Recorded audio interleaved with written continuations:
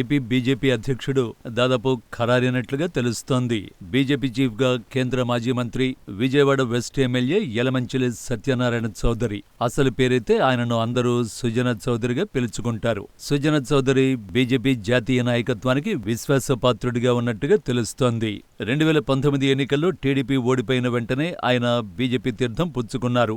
నాటి నుంచి నేటి వరకు బీజేపీ ఐడియాలజీకి అనుగుణంగా ఆయన వ్యవహరిస్తూ వచ్చారు. అంతకుముందు మంత్రిగా బాధ్యతలు చేపట్టిన సమయంలో విమర్శలొచ్చినా వాటిని ఆయన బలంగా తిప్పికొట్టారు. పార్టీలో ఇప్పుడు ఆయన క్రియాశీలకంగా వ్యవహరిస్తూ వస్తున్నారు.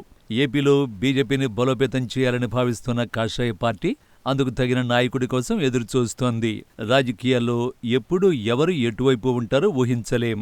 ఎవరు ఎందుకు ఏం చేస్తారో కూడా కనిపెట్టడం కష్టం. కానీ రాజకీయాల్లో ఎవరైనా సరే, ఎప్పుడైనా సరే తమకు అనుకూలంగా ఉన్నా తమకు కలిసొచ్చే పనులు మాత్రమే చేస్తారు. ఇది మాత్రం ముమ్మాటికి కరెక్ట్. ఇప్పటివరకు అఫీషియల్గా పేరు ఖరారు కానప్పటికీ ఏపీ బీజేపీ నేతలు చాలామంది సుజనా చౌదరి కాబోయే చీఫ్ అని చెప్పుకుంటున్నారు. 2024లో కూటమి బంపర్ విక్టరీ తర్వాత సుజనా చౌదరి చంద్రబాబు కేబినెట్లో ఆర్థిక మంత్రిగా బాధ్యతలు చేపడతారని, లేదంటే రెవెన్యూ, పరిశ్రమల శాఖలు నిర్వహిస్తారని ప్రచారం జరిగింది. అయితే అనూహ్యంగా బీజేపీ పెద్దలు సుజనా చౌదరి స్థానంలో సత్యకుమార్కు అవకాశం ఇచ్చారు. వాస్తవానికి మంత్రి పదవి సుజనకు వస్తుందని భావించినా రాకపోవడంతో మొత్తం వ్యవహారం గందరగోళంలో పడింది. చివరి నిమిషంలో అదృష్టం రివర్స్ అయింది.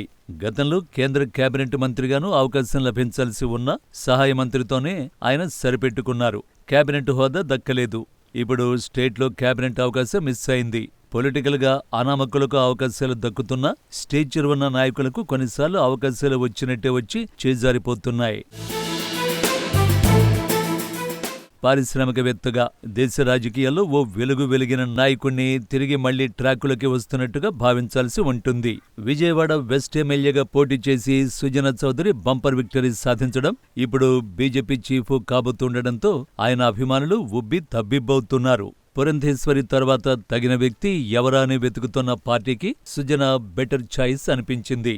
తొలుత బీజేపీ చీఫ్ గా ఉత్తరాంధ్రకు చెందిన నాయకుడికి ఇస్తారని ప్రచారమైతే జరిగింది.